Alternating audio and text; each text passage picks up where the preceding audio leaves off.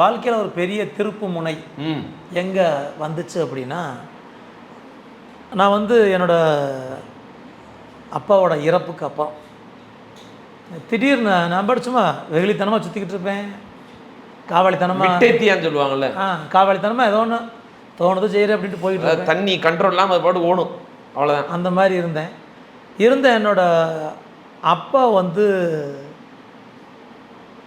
இறந்ததுக்கப்புறம் எனக்கு ஒரு கொஸ்டின் மார்க் வருது. ஒரு எமோஷனலான ஒரு இல்லைங்க, ஒரு கொஸ்டின் மார்க் வருது. என்ன அடுத்து? நான் யார்? மேபி அப்பா விட்டு போன சொத்து சோகம் இருக்குது, ஒரு 10-15 ஏக்கரா பூமி இருக்குது, அதில் விவசாயம் பண்ணலாம் அல்லது விற்று திங்கலாம், அது ஏதோ ஒன்று பண்ணலாம்னு வச்சுக்கோங்களேன். நான் யார்? நான் போய் நம்பி கடன் கேட்டால் யார் ஒரு 1000 ரூபா பணம் கொடுப்பான்? யாரும் கொடுக்க மாட்டாங்க. அப்போ தான் எனக்கு ஒரு சுய சிந்தனை வருது, செல்ஃப் ரியலைசேஷன். என்னை பற்றி யோசிக்கிறேன். எங்கள் அப்பா இறந்து போயிட்டாரு அப்படிங்கிற கவலை எனக்கு பாதி, இனிமேல் நான் என்ன செய்ய போகிறேன் அப்படிங்கிற கவலை பாதி. ஓ, எதுலேயோ போயிட்டுருக்கீங்க, யாரோ இருக்காங்க பார்த்துட்டு இருக்காங்க, இப்போ யாருமே இல்லை, நான் என்ன பண்ண போகிறேன்? இது வரைக்கும் எங்கள் அப்பா என்னை பார்த்துக்கிட்டு இருந்தார். எனக்கு சாப்பாட்டுக்கோ துணிமணிக்கோ செலவுக்கோ கரெக்ட் பிரச்சனை இல்லை. எதனாலும் அப்பா வாங்குவார், அப்பா கொடுப்பாரு, அது கவலை இல்லை, அது பாட்டுக்கு போயிட்டுருக்குது. திடீர்னுக்கு காலையில் 7 மணிக்கு 8 மணிக்கு 8:10 காலையில் இந்த மாதிரி உடம்புக்கு முடியலன்னு சொல்கிறாங்க. காட்டாக வர்றாங்க, பணமாக இருக்கார், ஹார்ட் அட்டாக்கில் இறந்துட்டார். என்ன பண்ண போகிறோம் அப்படிங்கிற ஒரு குழப்பமான சூழல். என்னோடய அப்பாவோட அந்த இறுதிச் சடங்கில் கலந்துக்கிட்டு அந்த கொல்லி போடுவாங்கள்ல, தாய்க்கு தலைப்பில் தகப்பனுக்கு இளைய பிள்ளைம்பாங்க. அப்போ நான் தான் அப்பாவுக்கு கொல்லி போடுறேன். அந்த சுடுகாட்டில் உட்காந்து இப்படி இந்த முடியை சிறச்சிக்கிட்டு இருக்கும்போது உடம்பெல்லாம் தண்ணியோட ஈரத்தோட ஒரு வேட்டியை கட்டிட்டு எடுத்துக்கணும். அப்போ இங்கே இப்படியே பண்ணுறாங்க. ஆனால் சைக்காலஜிக்கல் எனக்கு அங்கே உள்ளே இருந்திருக்குயா. அப்போ என்னை சுற்றி இருக்கவங்க பேசிக்கிறாங்க, அந்த மனுஷன் அவளை கஷ்டப்பட்டு இவ்வளோலாம் சேர்த்தேன், இவங்க 2 பேரும் இப்படி இருக்காங்க அண்ணன் தம்பியை, எப்படி இதெல்லாம் காப்பாற்ற போகிறாங்க அப்படின்னு அந்த பேசுகிற வார்த்தை எனக்கு காதுக்குள்ளே விழுகுது. போயிட்டே இருக்கு, உள்ள இப்படி உள்ளே போயிட்டே இருக்குது. இதெல்லாம் என்னை வேறு ஒரு கோணத்தில் என்னை யோசிக்க வைக்குது.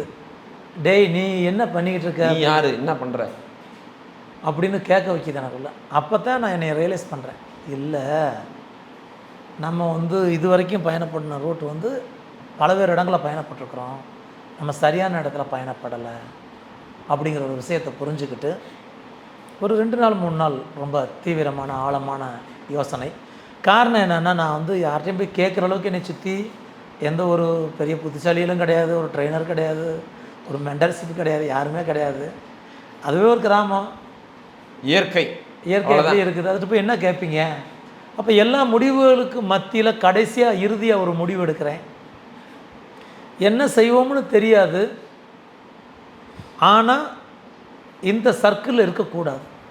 ஓ, இது நான் ஒரு மொமெண்ட் ஆஃப் டிசிப்ளின் பார்க்குறேன். எஸ், இந்த இடம் உன்னோட வளர்ச்சிக்கான இடம் இல்லை, ஐடென்டிஃபை பண்ணிட்டீங்க அப்படின்னு முடிவு பண்ணி என்ன பண்ணணும் அப்படின்னு ஒரே ஒரு முடிவு எடுத்தேன், ஊருக்குள்ளே இருக்கக்கூடாது. திரைக்கடலோடு இதில் இந்த மாதிரி ஃபஸ்ட்டு ஊரோட்டு தேடாத அப்புறம் இங்கே இருக்க ஃபார்மெட்டு மாற்றினா இந்த இடத்துல இருக்கக்கூடாது, இங்கே இருந்தால் இதோட அளவு பிடித்தா. இது ரொம்ப முக்கியமானது என்னென்னா எசென்ஷியலிசம் சொல்கிறாங்க. எது வேணான்றதை ஃபஸ்ட்டு முடிவு பண்ணிட்டீங்கன்னா வேணுன்றது வந்துடும். அப்போ அதான் முடிவு எடுத்துருக்கீங்க, அவ்வளோதான். இங்கே இருக்கக்கூடாது, இந்த ஊரில் இருக்கக்கூடாது, ஊரை விட்டு போகணும். வந்தால் ராஜாவாக தான் வருவாங்க தான் கான்செப்ட். என்னோடய கான்செப்ட்டு, நான் வீட்டை விட்டு வெளியேறும்போது என் பாக்கெட் வந்து வெறும் 50 ரூபா. அது எங்கள் அப்பா இறப்புக்கு முன்னாடி கொடுத்த காசு, செலவு வச்சுக்கடான்னு கொடுத்துருக்காரு, அதை நான் வச்சுருக்கேன். அந்த காசை எனக்கு செலவழிக்கவும் மனசு இல்லை, ஆனால் அதான் இருக்குது. அது ரொம்ப எமோஷ்னலாகவும் இருக்குது, அதை வச்சு செலவழிக்கவும் முடியாது. அப்பா கடைசியாக கொடுத்த காசு செலவழிக்க முடியும். ஆமாம். அப்போ அந்த காசை வச்சுக்கிட்டு என் நண்பர்கிட்ட ஒருத்தர்கிட்ட கேட்குறேன். அவர் ஜிம்முக்கு வருவார் என் கூட, என்னோடய ஜிம் பாடி ஸ்டைலுக்கு வருவார். அப்போ அவர்கிட்ட ஃபோன் பண்ணி, மாப்பிள்ளை தான் அவர், மாப்பிள்ளை அப்படின்னு சொல்ல மாமா அப்படின்னு, எனக்கு பணம் கொஞ்சம் வேணுமே அப்படிங்கிறேன். என்ன மாமா அப்படிங்க. அவர்கிட்ட மட்டும் தான் நான் உண்மை பேசுவேன். கரெக்ட், யாரையும் நெருக்கமானவங்க. ஆமாம். அப்புறம் சூழ்நிலை சொல்கிறேன். அவர் சொல்கிறாரு, என்ன மாமா வேறு பார்த்தேன் இந்த மாதிரி இறந்துருக்காரு, நீங்கள் ஊரை விட்டு போகிறேன்னு சொல்கிறீங்க. அவர்கிட்ட சொல்கிறேன், இந்த மாதிரி ஊரை விட்டு போகலான்னு இருக்கேன் மாப்பிள்ள, போயிட்டு ஏதாச்சும் ஒன்று பண்ணிட்டு தான் திருப்பி வரணும், பட் இப்படியே இருக்கிற லைஃப் ஓடாது அப்படின்னு. நல்லா இப்போ யோசனை பண்ணிக்கங்க மாமா அப்படிங்கிறாரு. இல்லை மாப்பிள்ள, நான் நிறைய யோசிச்சிட்டேன், இதே முடிவு, எனக்கு வந்து ஒரு 300 ரூபா பணம் வேணும், அதை மட்டும் நீ சப்போர்ட் பண்ண மாப்பிள்ள அப்படிங்க. சரி மாமா அப்படின்னு அவர் ஓனர்கிட்ட அவர் கேட்டு அவர் ஓனர்கிட்ட பெரிய காசு 300 ரூபா அன்னைக்கு. அந்த காசை வாங்கி கொண்டாந்து என்கிட்ட கொடுத்துட்டு அவருக்கு மட்டும் நான் எங்கே போகிறேன்னு சொல்லிட்டு போனேன். அவ்வளோதான். வேறு யாருக்கும் தெரியும், எங்கள் வீட்டுக்கு தெரியாது. முடிவு எடுத்து கிளம்புறீங்க. கிளம்புறேன். இங்கேருந்து என்னோடய ஊரில் திண்டுக்கல் பஸ் ஸ்டாண்டு, திண்டுக்கல்லேருந்து அப்போ பிழைக்க போகிற இடம்னா திருப்பூர் தொழில் எங்கேயாச்சும் போனால் வேலை கிடைக்கும் அப்படிங்கிற மாதிரி. அப்புறம் திருப்பூர் போகிறேன். திருப்பூர் போயிட்டு ஒரு கடினமான பெரிய ஒரு வாரம் 3 நாளாக சாப்பிடாம பட்டினி கிடந்த நேரம். அதுக்கப்புறம் ஒரு பனியன் கம்பெனியில் வேலைக்கு சேர்ந்து. ஏன் சாப்பிடாம இருந்தீங்க? காசு இல்லையா என்ன? காசு இல்லை யார்ட்டையும் போய் கையேந்துறதுக்கு எனக்கு தன்மான இடம் கொடுக்கல. தன்மானம் வறட்சியில் எழுச்சின்னு சொல்லுவாங்க. கொடுக்கல. அப்புறம் திருப்பி அங்கே போய் ஒரு 4-5 நாள் ஃப்ரெண்ட்ஸ் பார்த்துட்டு, நீ ஏன் அப்படி இருக்க, நீ அப்படி நினைக்காத, அந்த கடையில் சொல்கிறேன், நீ கடைன்னு சொல்லி சாப்பிடு, சம்பாரித்து காசை கொடு, அவ்வளோ அப்படின்னு ஒரு கடையை, ஒரு மெஸ்ஸை வந்து அறிமுகப்படுத்தி வைக்கிறாங்க. அவரே நான் என் கணக்கில் எழுதிக்கன்னு சொல்கிறாரு.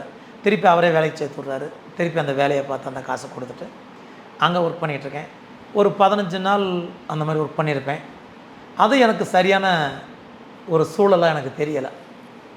என்ன ரீசன்னா, என்னோடய மைண்டு வந்து நான் போகிறது அடுத்த லெவல், இங்கே எனக்கு இல்லை, உனக்கு நீ தேடுறதுங்க இல்லை அப்படின்னு உள்மனசு. உனக்கான தீனி இங்கே இல்லை ராஜா, இங்கே இல்லை அப்படின்னு சொல்லி திருப்பூர் இல்லை. ஆமாம். அப்புறம் அந்த நேரம் பார்த்து என்கிட்ட ஜிம்முக்கு வந்த இன்னொரு நபர், அவர் இந்த மாதிரி சோப் பவுடர் விற்றுட்டு வர்றாரு. ஓ, இப்போ தான் சோப்போட நீங்கள் தொடர்புக்கு வர்றீங்க. அந்த ஏரியாவில் சோப் பவுடர் விற்றுட்டு வர்றாரு. அவர் வந்து என்னை ஒரு ஜமீன்கிற மாதிரி லெவலில் வச்சு பார்த்த ஒரு நபர். ஓ, இங்கே ஊர் தெரிஞ்சவர், என்கிட்ட ஸ்டூடெண்ட்டாக இருந்தவர். அவருக்கு தெரியும். அவர் வந்து பார்த்தோன்னா இடம் டீ குடிச்சிட்டு வெளியே வர்றேன். அவர் அங்கே வர்றாரு. பார்த்தா, மாஸ்டர் என்ன மாஸ்டர் இங்கே அப்படிங்கிறார். உங்கள் மாஸ்டர் சொல்கிறாரு. ஆமாம், என்ன மாஸ்டர் இங்கே அப்படிங்கிற. அப்படி அப்புறம் சூழ்நிலையெல்லாம் ஃப்ளாஷ்பேக்கில் எடுத்து சொல்கிறேன். என்ன பண்ணி மாஸ்டர், நீங்கள் என்ன அவர் நல்ல சிந்தனை தான் நீங்கள் பண்ணுறது, தப்பாக எடுத்துக்காதீங்க, கொஞ்சம் ரீகன்சிடர் பண்ணுங்கள், மறுயோசனை பண்ணுங்கள் அப்படிங்கிற. இல்லைப்பா, நான் ரொம்ப கிளியராக இருக்கேன், எனக்கு எதாவது வேணும். அப்போ நீங்கள் இருக்க வேண்டிய இடம் இதில்லை மாஸ்டர், நீங்கள் வாங்க. நீங்கள் ஏதோ ஒன்று செய்யணும்னு முடிவில் இருக்கீங்கன்னு சொல்கிறீங்க அவர்கிட்ட. ஆனால் என்ன செய்யணுன்றது தெரியாது. சத்தியமாக தெரியாது.